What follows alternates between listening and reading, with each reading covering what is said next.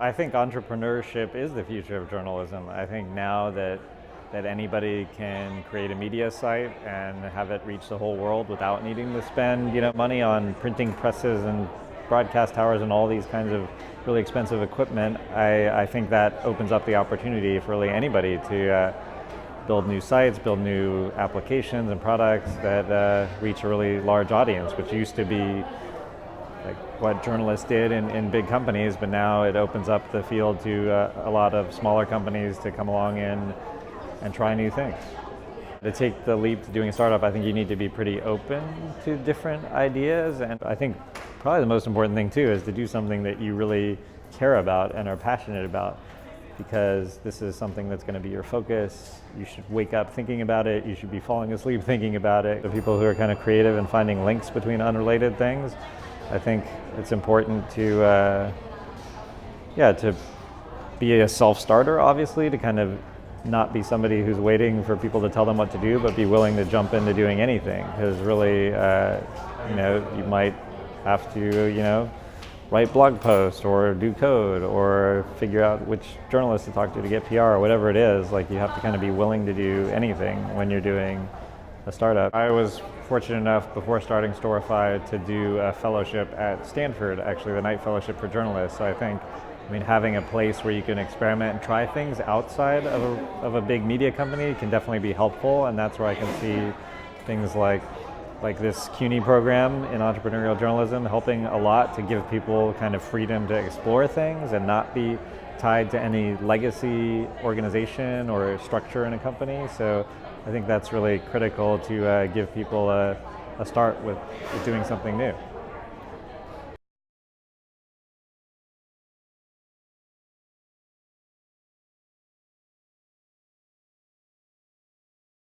When I started CUNY, I already had a website going, brickcitylive.com, and I had lots of content, but I really wanted to be able to build out a business model to make it a more sustainable business, and I've done that through the program. The new opportunities are being generated by people who are doing entrepreneurial ventures, and not necessarily from the institutional journalism outlets. When I came in, I had a website that had content on it. Now that I've left, I actually have two additional ways of making money. The program helped me to think more expansively about what I was delivering to my audience. Before, I thought I was just a journalism site, but now I really see myself as a service that delivers information in a variety of ways. I think having access to the folks who are thinking about this deeply every day is a really big advantage. When I was working on my business outside, I was just thinking about operating the business. I wasn't pulling back and thinking about some of the critical issues in entrepreneurial journalism, and this forced me to slow down and really think about those issues. Jeff was great. I think he's very forward-thinking, very inspirational, really encourages us to think very expansively about what we can do, even if we have a local news website like I have. Jeremy's also great. He cares very deeply about making sure that we understand the subject matter, and he has a real dedication to teaching, I think. And then, we got to meet the who's who of folks who are innovating in this space, from Twitter and Facebook to folks that the average person hasn't heard about, but are really innovating in entrepreneurial journalism.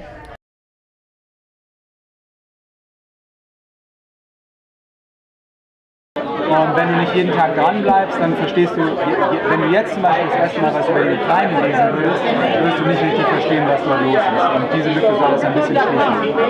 Genau. Was machst du? Ich mache Content.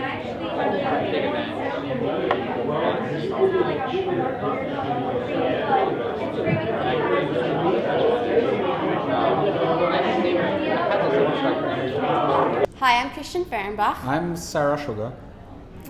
And we were both Town Night Fellows at the Town Night Center for Entrepreneurial Journalism.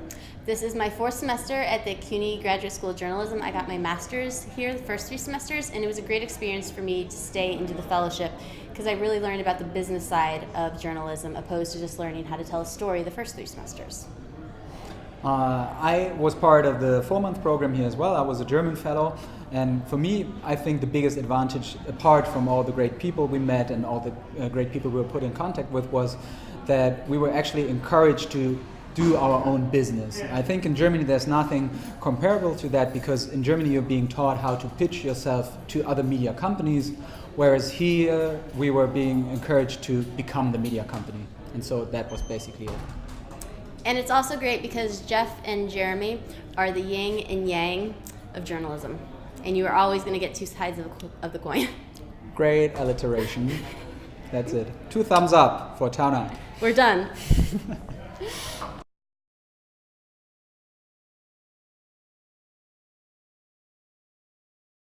There's a lot of different expectations coming into the program. I knew one thing is that I wanted to turn my idea into a reality, into an actual business. And I would say this program has definitely helped me get closer to that goal. I've been in a couple startup competitions, just the whole startup community and the whole startup environment that I've been introduced to over the last couple of months has been pretty addictive. And I think I wouldn't have been able to be introduced to that community if it wasn't for Tao Night. And for that, I'm extremely grateful and thankful that I've kind of been introduced to this whole new world, going from a traditional newsroom to a kind of new media atmosphere and learning about all these different new businesses and startups and ideas. I think it's been great. It's definitely exceeded my expectations in that aspect. The foundations of the program are obviously rooted in learning the business of journalism. Not just how newspapers have made money over the last decades, but how to make money in the new digital age, how to sustain a business, whether it's with an individual person, a small team. I think definitely that's the key here is, what type of revenue models are out there that are realistic for a new media startup that doesn't have the money, whether it's through, native advertising and sponsored content, whether it's hosting public events, whether it's partnerships with other businesses in similar fields, affiliate marketing programs, you name it. There's so many different options out there these days where if we can, combine them, be practical, combine them, get creative, we can come up with really cool new business and revenue models for the businesses that we're creating. I think that we have the freedom to do that because we're not tied down by a big corporate entity. We're all working as individuals here, and we all have the freedom and the flexibility to think in different ways, go against the grain, and really, kind of disrupt media in the way it needs to be disrupted. I think being in this program has helped me realize what I need to do next in order to make this a real business, in order to make Go Baller a real business. We're looking to get into an accelerator program where we get anywhere between a $25,000 to $50,000 investment in exchange for between 4 to 8% of the company. In exchange for that, we not only get the money, but we get a mentorship program, we get introduced to investors. It's a whole new network and community of people that we can be a part of. Work along other startups in the same position as we are who are bootstrapping and relying on sweat equity at this point. I definitely know what I want to do with Go Baller. We want to get into an accelerator this summer.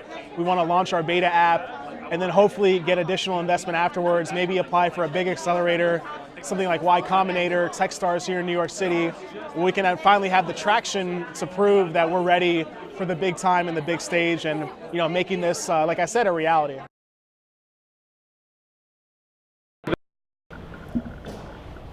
I think the program changed me in 3 big ways. One is I'm much more confident, optimistic about journalism as a business now than I was some 4 months back when I came here.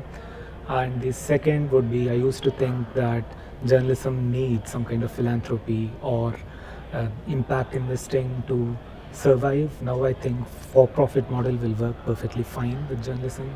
And I used to think of journalism primarily as a content business. Now I think more in terms of service to community. There were sort of 2 main things that really were great and surprising to me. The first one is the network that the program gives you access to. It was almost on a weekly basis that we're being introduced to VCs, to media types, and the really important people in the industry. And all those people, without fault, if you would email them, they would follow up and you could get a meeting with later. So it really helps you expand and connect with the network here in New York.